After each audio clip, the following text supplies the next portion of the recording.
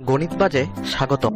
সুপ্রিয় দর্শক, আমরা আজকে শিখব কিভাবে বিভিন্ন উপায়ে রেখার ঢাল নির্ণয় করা যায়। রেখার ঢাল বিভিন্ন উপায়ে নির্ণয় করা যায়। যদি দুইটি বিন্দু স্থানাঙ্ক দেওয়া থাকে, সেখান থেকে কিন্তু আমরা রেখার ঢাল বের করতে পারি। যদি রেখার সমীকরণ দেওয়া থাকে, সেখান থেকেও আমরা রেখার ঢাল বের করতে পারি। আর যদি একটি কোণ দেওয়া থাকে, তখন কিন্তু আমরা রেখার ঢাল বের করতে পারি। গণিত বাজের ইউটিউব চ্যানেলের সাথে এখন শিখবো কিভাবে বিন্দু থেকে ঢাল নির্ণয় করা যায়। ধরি এটি হচ্ছে এ বিন্দু, আর এই বিন্দুটির স্থানাঙ্ক হচ্ছে x1 y1, আর এটি হচ্ছে বি বিন্দু, বি বিন্দুর স্থানাঙ্ক হচ্ছে x2 y2। তাহলে আমি যদি এ এবং বি বিন্দু দিয়ে একটি রেখা টানি, সে রেখাটার নাম হবে এবি রেখা। আর এবি রেখার ঢাল কি হবে? কিভাবে আমরা এবি রেখার ঢালটা বের করবো? এবি রেখার ঢাল, আচ্ছা, ঢালকে আমরা এম দিয়ে প্রকাশ করব। ঢাল কি হবে? ঢাল হবে y2 minus y1 divided by x2 minus x1 এর সমান। এই যে y2 হচ্ছে বি বিন্দুর যে কোটি আছে সেটি, আর y1 হচ্ছে এ বিন্দুর কোটি। x2 হচ্ছে বি বিন্দুর ভুজ, আর x1 হচ্ছে এ বিন্দুর ভুজ। যাই হোক, আমরা একটা এক্সাম্পলের মাধ্যমে বিষয়টা আরো ক্লিয়ার করবো ইনশাল্লাহ। ধরা যাক এ বিন্দুর স্থানাঙ্ক হচ্ছে 5 2, আর বি বিন্দুর স্থানাঙ্ক হচ্ছে 4 1। তাহলে এ বিন্দু আর বি বিন্দু দিয়ে যায় এই ধরনের একটি রেখা, সেটার নাম কি হবে? এবি রেখা। এবি রেখার ঢাল কি হবে? ওই যে আমরা আগে একটা সূত্র শিখেছিলাম, y2 minus y1 divided by x2 minus x1। এই সূত্রটার মধ্যে আমরা মানগুলা বসাই দিই। আচ্ছা, y2 এর মান কত? আগেই বলে রাখি, এটা হচ্ছে x2, এটা হচ্ছে y2, এটা হচ্ছে x1, আর এটা হচ্ছে y1। ওকে, y2 এর মান হচ্ছে 1, আর y1 এর মান হচ্ছে 2, x2 এর মান 4, আর x1 এর মান হচ্ছে 5। হয়ে গেল। আমরা যদি এখন ক্যালকুলেশন করি, তাহলে কত আসছে? ঢাল হচ্ছে 1। এভাবে করে কিন্তু আমরা যে কোনো রেখার ঢাল বের করতে পারবো। আমরা জানি একটি রেখা গঠিত হতে হলে অবশ্যই দুইটা বিন্দু লাগবে। যেমন এখানে দুটি বিন্দু আছে, একটা হচ্ছে এ বিন্দু আর একটা হচ্ছে বি বিন্দু। ওই জন্য এই রেখাটার নাম হয়েছে কিন্তু এবি রেখা। আর এবি রেখার ঢাল আমরা বের করছি কি থেকে? এ বিন্দু স্থানাঙ্ক এবং বি বিন্দুর স্থানাঙ্ক থেকে। এখন দেখবো সমীকরণ থেকে কিভাবে ঢাল নির্ণয় করা যায়। তবে তার আগে আমরা সরল রেখার সমীকরণ সম্পর্কে কিছুটা আইডিয়া নেওয়ার চেষ্টা করব। সরল রেখার সমীকরণের একটা এক্সাম্পল দিই আমি। এই যে এটি হচ্ছে একটি সরলরেখার সমীকরণ।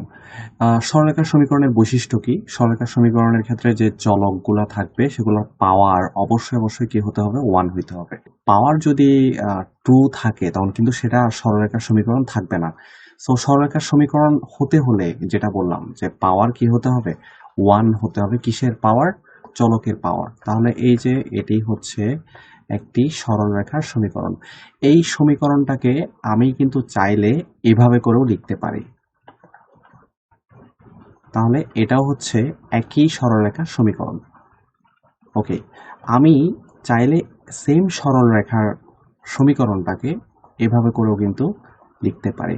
তাহলে এটা যে কথা, এই সমীকরণটা একই কথা, এই সমীকরণটা একই কথা। তাহলে আমরা একটি সরলরেখার সমীকরণকে 3 ভাবে প্রকাশ করতে পারি।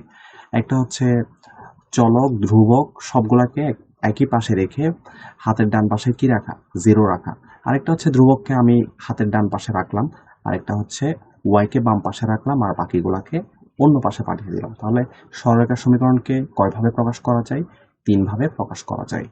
ওকে, আমরা যদি ঢাল নির্ণয় করতে চাই, তাহলে কিন্তু এইভাবে সরলরেখার সমীকরণকে প্রকাশ করতে হবে। অর্থাৎ আমি যদি এটাকে কম্পেয়ার করি, কি ধরনের দাঁড়ায়? y equal mx plus C. এই যে ধ্রুবককে কি দিয়ে প্রকাশ করলাম? সি দিয়ে প্রকাশ করলাম। আর এই যে x, আর এখানে যে m লিখলাম, mটা হচ্ছে x এর সহগ। ওকে, সো x এর সহগ এখানে কত? মাইনাস, মানে -1, আর এটাই হচ্ছে m এর মান। m মানে কি? ঢাল। ওকে, সো ঢাল হচ্ছে -1। আরো বিষয়টা আমরা ক্লিয়ার করব। মনে করেন যে আপনাকে প্রশ্নে দিল 2x plus y minus 4 equal 0, রেখার ঢাল কত? সো আমাদের প্রথমে কিন্তু এই রেখা থেকে প্রকাশ করতে হবে কিভাবে, y কে রেখে বাকি সবগুলাকে আরেক পাশে পাঠিয়ে দিতে হবে। পাঠিয়ে দিলাম, আমাদের কাজ কিন্তু শেষ। সো এখন x এর যে সহগটা আছে, x এর সহগ কত? x এর সহগ হচ্ছে -2, এটাই হচ্ছে মূলত ঢাল। ওকে, সো এই রেখার ঢাল হচ্ছে -2, আর এখানে যে ধ্রুবকটা দেখতে পাচ্ছেন এটা কিসের মান? এটা হচ্ছে c এর মান। c মানে কি? c মানে হচ্ছে y অক্ষের ছেদক। অনেক সময় বের করতে বলে যে একটা সরলরেখার সমীকরণ দেওয়া আছে, যে বলল এই সরলরেখাটির y অক্ষের ছেদক কত, তখন কিন্তু আপনাকে এই ফরম্যাটে প্রকাশ করে যে ধ্রুবকটা থাকবে সেটাই হবে y অক্ষের ছেদকের মান, যেটাকে c দিয়ে প্রকাশ করা হয়। আমি আরেকবার বলি যে একটি সরলরেখার সমীকরণ দেওয়া থাকলে প্রথমে আমরা y কে রেখে বাকি সবগুলোকে আরেক পাশে পাঠিয়ে দিব, তখন যে x এর সহগ থাকবে এই সহগটাই হবে ওই সরলরেখার ঢাল। এভাবে আমরা সমীকরণ থেকে ঢাল নির্ণয় করতে পারি। সো এখন দেখব কিভাবে কোণ থেকে ঢাল নির্ণয় করা যায়। x অক্ষের ধনাত্মক দিকের সাথে আমি একটু চিত্রের মাধ্যমে দেখাই। এটা যদি x অক্ষ হয় আর এটা যদি y অক্ষ হয়, সেক্ষেত্রে x অক্ষের ধনাত্মক দিক হচ্ছে এই জিনিসটা। সো x অক্ষের ধনাত্মক দিকের সাথে যদি একটি রেখা ধরি, এটা হচ্ছে AB রেখা, এই রেখাটা যদি x অক্ষের ধনাত্মক দিকের সাথে থিটা কোণ উৎপন্ন করে, যে থিটা কোণ উৎপন্ন করে, তখন ঢাল কি হবে? তখন AB রেখার ঢাল হবে যে থিটাটা পাইলাম সেটা ট্যানজেন্টের সমান, অর্থাৎ ট্যান থিটা। ওকে, প্রশ্নে যদি বলা থাকে AB রেখা x অক্ষের ধনাত্মক দিকের সাথে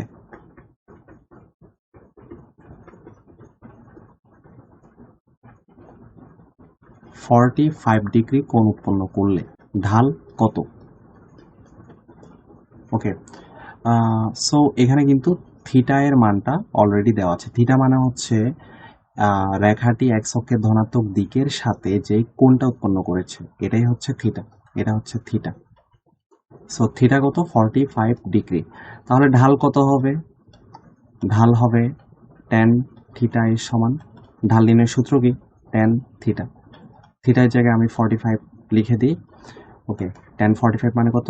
1 হয়ে গেল। তাহলে আমরা কিন্তু পেয়ে গেলাম কিসের ঢাল? ঢাল অলওয়েজ হয় কিসের? রেখার, এবি রেখার ঢাল 1। এভাবে কিন্তু আমরা কোণ থেকে ঢাল বের করতে পারি। তাহলে কোণ থেকে ঢাল বের করার সূত্র হচ্ছে ট্যান থিটা। সো আমরা জানতে পারলাম ঢাল আমরা চাইলে দুটি বিন্দুর স্থানাঙ্ক থেকে বের করতে পারি, একটি সমীকরণ থেকে বের করতে পারি, অথবা কোণ দেওয়া থাকলে সেখান থেকে আমরা ঢাল বের করতে পারি। তো এরকম নতুন নতুন ট্রিক্স যদি পেতে চান অবশ্যই গণিত পাঠ চ্যানেলে সাবস্ক্রাইব করে রাখুন। আমাদেরকে চাইলে ফেসবুকও ফলো করতে পারেন আমাদের ফেসবুক পেজে।